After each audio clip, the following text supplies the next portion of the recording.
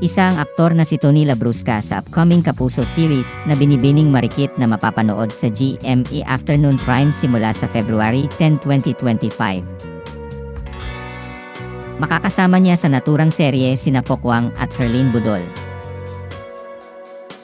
Naging bisita ang aktor sa programang Fast Talk with Boy Abunda nitong Huwebes, January 23, 2025, at doon ay ibinahagi niya ang tungkol sa kanyang kauna-unahang on-screen kiss.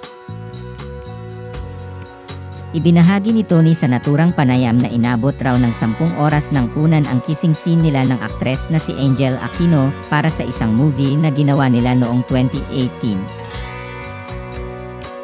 Ayon pa sa kanya, nung araw din lang na yon nang una niyang makita ang aktres. Dagdag pa niya, first on-screen kiss daw niya bilang aktor si Angel sa naturang movie.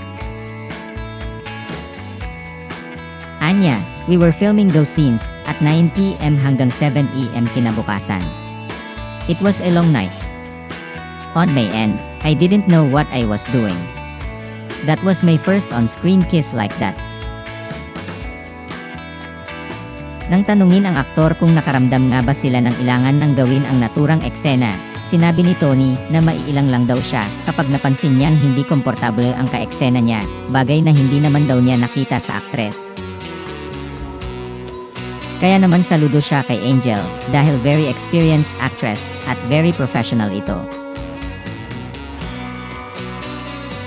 Anya, dun ako saludo kay Angel cause she's a very experienced actress. She knows exactly what she is doing. So it's more na I had to step up to plate cause Angel is very professional. I just had to rise up to the occasion, and once you got comfortable with each other, that's where all the magic happens. Samantala, ibinunyag ni Tony Labrusca sa naturang panayam na gusto niya talagang makatrabaho ang aktres na si Herlene Budol at ipinagdasal din niya ang pagkakaroon ng show na magkasama silang dalawa. Ayon pa sa kanya, first time niyang makatrabaho at makilala si Herlene, pero may something daw sa energy ng beauty queen na feeling niya ay masaya itong kasama.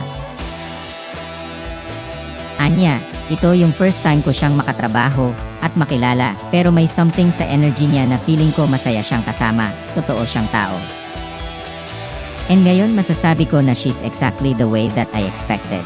Herlene is lovely, inside and out.